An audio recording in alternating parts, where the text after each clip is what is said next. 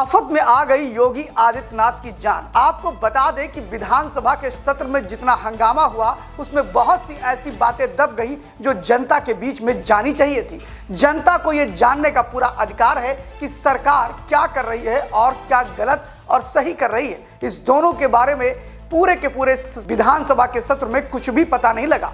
हंगामे की भेंट पूरा विधानसभा सत्र चल गया। सरकार ने अपने काम बाखूबी करा लिए। 8 से अधिक विधेयक पारित कराए, चाहे वो विधानसभा हो और चाहे वो विधान परिषद हो। लेकिन बात यह आती है कि आखिर योगी सरकार आफत में क्यों आ जाएगी और क्या ऐसे खुलासे हुए जिसको लेकर के योगी सरकार ने पूरे के पूरे खुलासे को छुपा लिया और विरोधी सिर्फ हंगामा करते रह गए। पेपरों में छपने के चक्कर में उन्होंने जनता से जुड़े मुद्दों पर बहस ही नहीं करी, जिसको बताएगा लाइव यूपी न्यूज 24। बने रहिए वीडियो में अंत तक। हम बताने वाले हैं कि इस बार विधानसभा के सत्र में ऐसी कौन सी बातें हुई जो योगी की आफत हो सकती है, योगी के लिए दिक्कत पैदा कर सकती है। अगर विपक्ष ने अपने भूमिका को सही से अदा किया होता तो शायद योगी को जवाब देते ना बनता। फिलहाल मैं शिव, आप देख रहे हैं लाइव यूपी न्यूज 24। हम शुरुआत करते हैं विधानसभा के सत्र में, जिसमें आपने देखा कि अतुल प्रधान जो समाजवादी पार्टी के विधायक हैं उनको मार्शल लगा के बाहर कर दिया जाता है। कई मुद्दों पर वो बातचीत करते हैं, लेकिन सतही मुद्दों की बातचीत विपक्ष के सारे नेता कर रहे थे, चाहे वो समाजवादी पार्टी हो या फिर कांग्रेस पार्टी हो।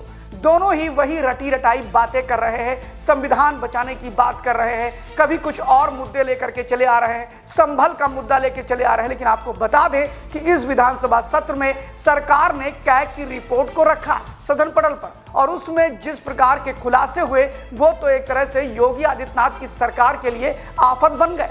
आपको बताएं कि इसमें जो कैग ने खुलासे किए हैं वो बड़े ही अजीबोगरीब खुलासे हैं। जिस सरकार को हाई लेवल की ट्रांसपेरेंसी की बात करते हैं, भ्रष्टाचार की जीरो टॉलरेंस की बात करते हैं, जिन योगी आदित्यनाथ को भ्रष्टाचार को लेकर के बहुत ही कड़ा माना जाता है, जिनके प्रशासन को यह माना जाता है कि समय के अंदर वो काम कराते हैं, ऐसे कई बिंदुओं पर प्रश्न चिन्ह खड़ा किया है।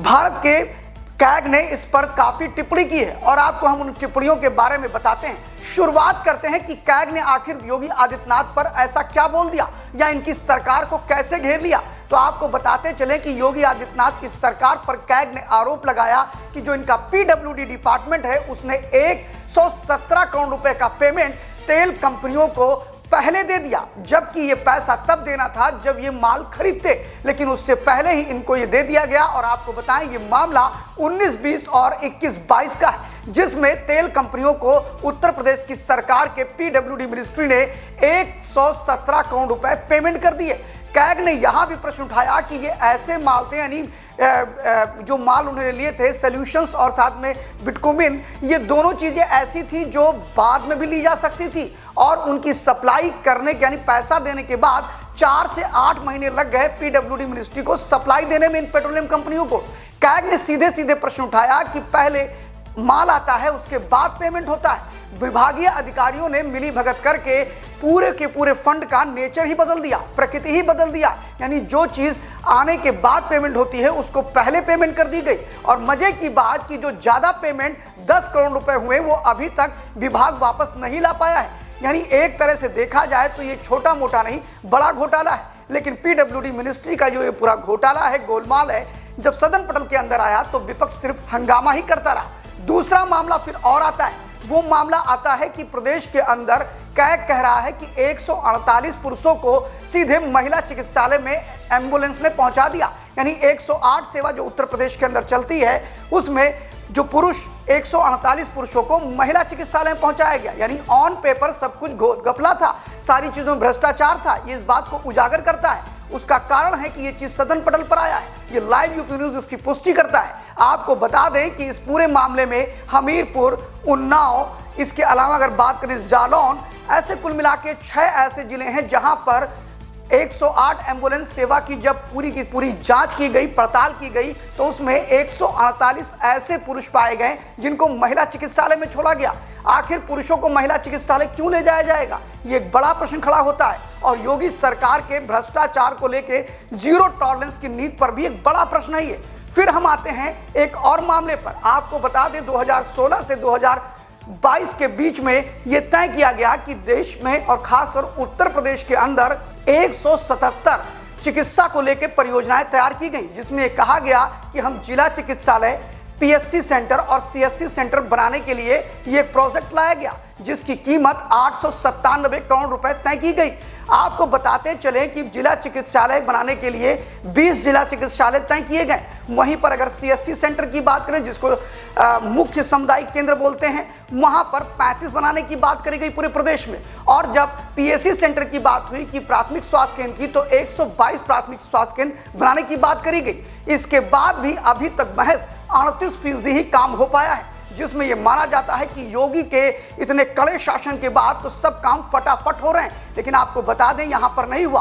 और जिन बनाने वाली कंपनियों से एमयू सिग्नेचर करती है उत्तर प्रदेश की सरकार, उसमें साफ साफ लिखा हुआ है कि जिला चिकित्सालयों को बनाने के लिए 12 महीने की अवधि दी गई थी। इसी तरह सीएससी को बनाने के लिए 8 महीने की अवधि दी गई और पीएससी को बनाने के लिए 4 महीने की अवधि दी गई, और उसके बावजूद भी काम सही से नहीं हो पाया। और जो इनकी लेट लतीफ हुई है, वो कैग कह रहा है कि 137 दिन से लेकर के 1781 दिनों की देरी से काम हुए हैं। और वहीं पर अगर बात करें कि अभी कितने बने हैं, तो आपको बता दें जिला चिकित्सालय महज 5 जिला चिकित्सालयों को ही बना सके हैं। इसके बाद अगर बात करें सीएससी सेंटर की, तो वहां पर अगर इनकी बात करें तो 10 को इन्होंने बनाया है। वहीं पर पीएससी सेंटर की अगर बात करते हैं, तो पीएससी सेंटर यानी कि प्राथमिक स्वास्थ्य केंद्र की अगर बात करें पीएससी की, तो उसमें से 122 प्रस्तावित थी, जिसमें महज 53 ही बनी है। यानी एक तरह से कैग ने एक बड़ा प्रश्न चिन्ह खड़ा किया है। और जब अतुल प्रधान विधानसभा के सत्र में हंगामा कर रहे थे और खास तौर पर टारगेट वो स्वास्थ्य मंत्री को कर रहे थे, तो एक तरह से कैग की रिपोर्ट प्रदेश के मुख्यमंत्री योगी आदित्यनाथ के इन विभागों के मंत्रियों पर बड़ा प्रश्न चिन्ह खड़ा करती है। फिर चाहे वो पीडब्ल्यूडी मिनिस्टर केशव प्रसाद मौर्य हो और चाहे स्वास्थ्य मंत्री अपने ब्रजेश पाठक हो। ऐसी परिस्थिति में एक चीज तो तय है कि जो सरकार भ्रष्टाचार मुक्त शासन देने का ढोल पीट रही है, वहां सिर्फ जुमले ही जुमले हैं और स्थिति इतनी खराब है जिसको कैग ने रख दिया है। लेकिन गलती विपक्ष की भी है, जिसने इन मुद्दों पर सरकार को न घेर करके अनावश्यक मुद्दों पर पूरे के पूरे सदन की कार्रवाई को बाधित करने का प्रयास किया और सही मुद्दे और जनता के मुद्दे को न उठा करके सिर्फ फोटो छपाने में ही लगे रहे।